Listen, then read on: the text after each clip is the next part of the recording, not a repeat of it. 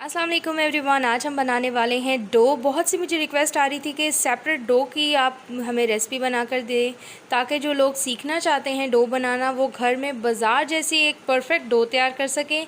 इसके लिए मैंने किलो मैदा लिया है। इसके अलावा ईस्ट है, चीनी, नमक, दूध और पानी का इस्तेमाल करूँगी। सबसे पहले हमने क्या करना है, ईस्ट को पानी में घोल लेना है।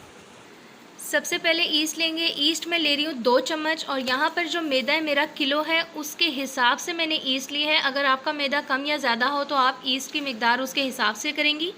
1 चम्मच ऐड कर दूँगी मैं इसमें शुगर पाउडर, यानी कि चीनी को आपने घर में ही पाउडर बना लेना है और उसको इसमें शामिल करना है। चम्मच हिलाएं और इसे रख दें तकरीबन 20 मिनट के लिए, और तब ये फूल जाएगी तो हम इसे यूज़ करेंगे। जब तक हमारी ईस्ट होती है तब तक हम मैदे में बाकी इंग्रेडिएंट्स को शामिल कर देते हैं। यहाँ पर मैं किलो मैदा इस्तेमाल कर रही हूँ। अब इसमें शामिल कर देंगे नमक, तकरीबन आधा चम्मच के करीब हम इसमें नमक ऐड करेंगे। इसके अलावा बेकिंग पाउडर डाल देंगे आधा चम्मच। अब हाफ़ चम्मच हम इसमें मज़ीद ऐड करेंगे, क्योंकि हमारा मैदा किलो है तो हमने 1 चम्मच ही इसमें ऐड करना है। अब इसमें शामिल कर देंगे हम घी। अभी आधा कप के करीब मैं इसमें घी ऐड कर रही हूँ, और गूंथते टाइम अगर मुझे ज़रूरत महसूस होगी तो हम इसमें घी का इस्तेमाल मज़ीद करेंगे। अब मैदे को हम घी के साथ पहले अच्छे से मिक्स कर लेते हैं। अब हम शामिल कर देंगे ईस्ट वाला पानी। पानी को मैंने सिंपल नहीं रखा है, ईस्ट के साथ शामिल इसलिए कर लिया ताकि जब हम इसे गूँधें तो इसमें अच्छे से ईस्ट जो है हल हो जाए। अब साथ साथ इसमें शामिल करते रहेंगे दूध। दूध तकरीबन मैंने 1 गिलास ले लिया है, और ईस्ट को भी मैंने 1 गिलास पानी में हल कर लिया था। इसके अलावा घी, इन तीनों की मदद से हम इस डो को अच्छे से गूँधेंगे, और गूँधते वैसे ही हैं जैसे नॉर्मली आप घर में आटा गूँधती हैं। याद रहे दूध को आपने नीम गर्म करके यूज़ करना है, ठंडा दूध इस्तेमाल नहीं करेंगे। अब इसमें मैं ऐड कर दूँगी मज़ीद घी। आप चाहें तो ऑयल का इस्तेमाल भी कर सकते हैं।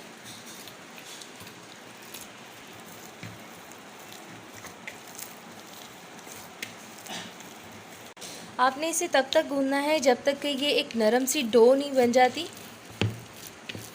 और इस डो की पहचान ये है कि ये ज़्यादा ना तो सख्त हो और ना ही नरम हो, तभी ये बहुत ही खूबसूरत से आपका पिज़्ज़ा या इसके अलावा बन या आप जो चीज़ बेक करना चाहें ये वो चीज़ बना लेगी। इसके ऊपर घी का थोड़ा सा लेप करेंगे और इसे कवर करके रख देंगे तकरीबन आधे घंटे के लिए।